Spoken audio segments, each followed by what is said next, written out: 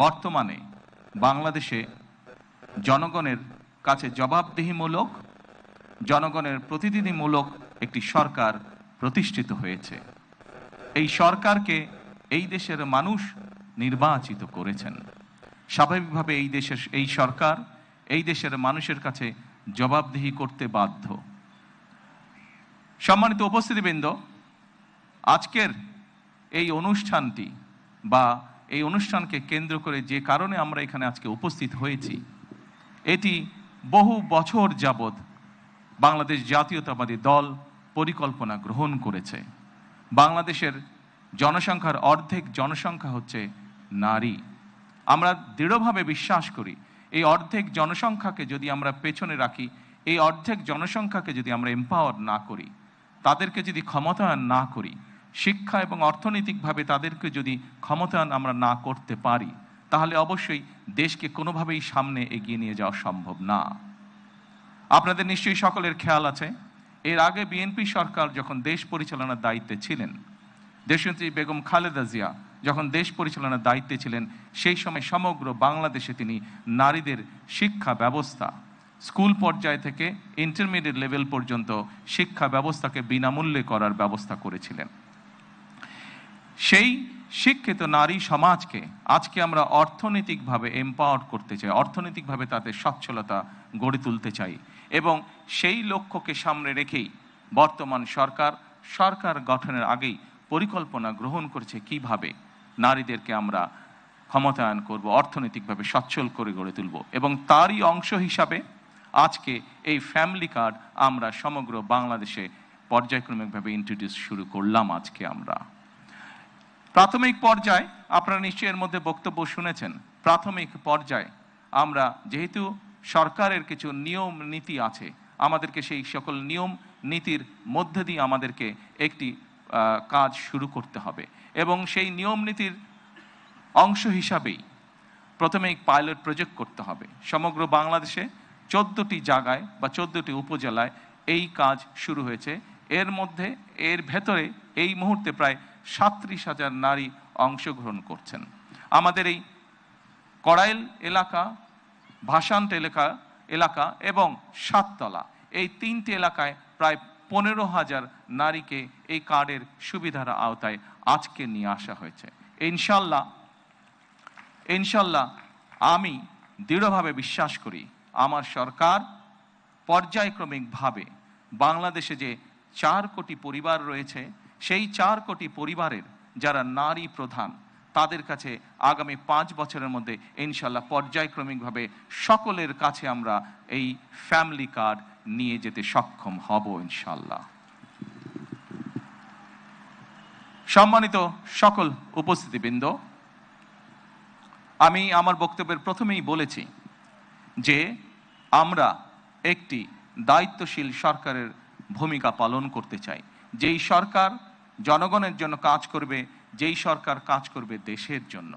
আমরা জনগণের কাছে জবাবদিহি থাকতে চাই, এবং তারই একটি অংশ হিসাবে আমাদের দল, বাংলাদেশ জাতীয়তাবাদী দল, নির্বাচনের পূর্বে আমরা বাংলাদেশের মানুষের কাছে প্রতিশ্রুতি দিয়েছিলাম, বাংলাদেশের নারী সমাজের কাছে প্রতিশ্রুতি দিয়েছিলাম যে বিএনপি সরকার গঠন করতে সক্ষম হলে আমরা এই ফ্যামিলি কার্ডের কাজ শুরু করব।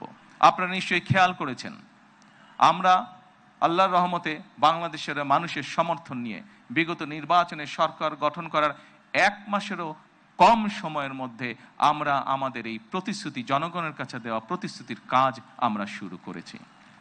এবং শুধু এই প্রতিশ্রুতি নয়, আমরা আরও কিছু প্রতিশ্রুতি করেছিলাম, তার মধ্যে যেগুলো আমাদের প্রায়োরিটি প্রজেক্ট ছিল, তার মধ্যে আরেকটি আছে কৃষক কার্ড। সেই কৃষক কার্ডের কাজও আমরা শুরু করেছি ইনশাল্লাহ। ঠিক আজকের এই অনুষ্ঠানে আমরা যেভাবে 37,000 মানুষের কাছে, 37,000 নারীর কাছে আমরা ফ্যামিলি কার্ড তুলে দিতে সক্ষম হয়েছি, ঠিক একইভাবে আগামী মাসের ভেতরে আমরা কৃষক ভাইদের কাছেও, বহু কৃষক ভাইদের কাছে আমরা কৃষক কার্ড তুলে দিতে সক্ষম হব ইনশাল্লাহ। সম্মানিত উপস্থিতিবৃন্দ, আপনারা নিশ্চয়ই খেয়াল করেছেন, আমরা দেশের মানুষের কাছে আমরা প্রতিশ্রুতি দিয়েছিলাম, বিশেষ করে আমরা বাংলাদেশের কৃষক ভাইদের কাছে আমরা প্রতিশ্রুতি দিয়েছিলাম যে বিএনপি সরকার গঠন করতে সক্ষম হলে যাদের কৃষি ঋণ 10,000 টাকা পর্যন্ত আছে, কৃষি ঋণ সুদ সহ, সেই কৃষি ঋণ বিএনপি সরকার গঠনে সক্ষম হলে সেই কৃষি ঋণ আমরা মৌকুফ করব। আল্লাহ রহমতে আমরা গত সপ্তাহে সেই 10,000 টাকা পর্যন্ত কৃষি ঋণ মৌকুফ সরকারের পক্ষ থেকে করে দেওয়া হচ্ছে সুদ সহ।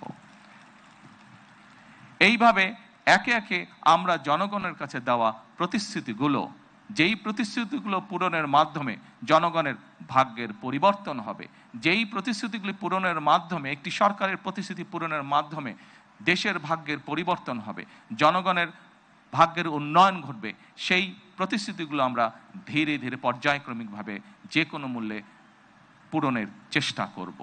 আজকে এই ফ্যামিলি কার্ড ব্যক্তিগতভাবে আমার জন্য আজকের দিনটি খুবই ইমোশনাল। কারণ এখানে আজকে যারা আপনারা অতিথি উপস্থিত আছেন, এখানে কিছু মানুষ উপস্থিত আছেন যাদের সাথে বিগত অনেকগুলো বছর ধরে আমি বসে বসে আমরা পরিকল্পনা গ্রহণ করেছি যে কিভাবে যখন সময় আমরা পাবো, সুযোগ পাবো, জনগণের সমর্থন পাবো, সেই ফ্যামিলি কার্ডটিকে আমরা বাস্তবায়ন করব। আল্লাহ তাআলা রব্বুল আলামিনের রহমতে আজকে আমাদের সেই দিনটি উপস্থিত, যেই দিনে আমরা আমাদের এই প্রতিশ্রুতি রক্ষা করতে সক্ষম হয়েছি। সেজন্যই আজকে আমার জন্য যেমন একটি ইমোশনাল দিন, আমি মনে করি আমার সরকার এবং আমার দল বাংলাদেশ জাতীয়তাবাদী দলের জন্য একটি ঐতিহাসিক এবং একটি ইমোশনাল দিন আজকে। সম্মানিত সকল উপস্থিতিবৃন্দ, সম্মানিত সভাপতি সহ মঞ্চে উপস্থিত অতিথিবৃন্দ, আসুন, এই দেশটি আমাদের প্রথম এবং শেষ ঠিকানা। এই দেশের মানুষের প্রত্যাশা বর্তমান নির্বাচিত সরকারের কাছে অনেক, সেটি আমরা বুঝতে পারি। কিন্তু একই সাথে আমরা যদি বাস্তবতা বিবেচনা করি এবং সমসাময়িক ঘটনা, মধ্যপ্রাচ্যের যে পরিস্থিতি, সকল কিছু যদি বিবেচনা করি, তাহলে আমরা যে প্রতিশ্রুতিগুলি দিয়েছিলাম, আমরা অবশ্যই আমাদের প্রতিশ্রুতি থেকে বিন্দুমাত্র আমরা অবস্থান পরিবর্তন করব না। হয়তো সমসাময়িক বৈশ্বিক পরিস্থিতির কারণে ক্ষেত্র বিশেষে হয়তো আমাদের কিছু কিছু ক্ষেত্রে সময় বেশি লাগতে পারে প্রতিশ্রুতিগুলো বাস্তবায়নের জন্য। সেজন্যই আজকে আমি সকলকে অনুরোধ করব, এখানে যে সকল এলাকাবাসী উপস্থিত আছেন, আপনাদেরকে, আপনাদের মাধ্যমে সমগ্র দেশবাসী যে সকল উপস্থিত আছেন, আপনাদেরকে, আপনাদের মাধ্যমে সমগ্র দেশবাসীকে এবং মিডিয়ার মাধ্যমে সমগ্র দেশবাসীকে আমি অনুরোধ করব যে আসুন আমরা ধৈর্যের সাথে সমগ্র পরিস্থিতি মোকাবেলা করি, আমরা ধৈর্যের সাথে সুন্দরভাবে আমাদের এই দেশটিকে গড়ে তুলি। সম্মানিত সকল অতিথিবৃন্দ, আমি নির্বাচনের সময় একটি কথা প্রায় বলতাম, প্রত্যেকটি নির্বাচনী জনসভায় আমি একটি কথা আমার বক্তব্যের শেষে আমি তুলে ধরতাম। সেই কথাটি ছোট্ট একটি স্লোগানের মতন, আপনাদের সকলের কম বেশি জানা আছে, সমগ্র বাংলাদেশের মানুষের কাছে স্লোগানটি পৌঁছে গেছে। আজকে সেই স্লোগানটি দিয়েই আমি আমার বক্তব্য শেষ করতে চাই। সেই স্লোগানটি ছিল, করব কাজ, গর্ব দেশ, সবার আগে বাংলাদেশ। সকলকে আবারও আন্তরিকভাবে ধন্যবাদ জানিয়ে আজকে আমার বক্তব্য আমি শেষ করছি। আল্লাহ হাফেজ। বাংলাদেশ জিন্দাবাদ।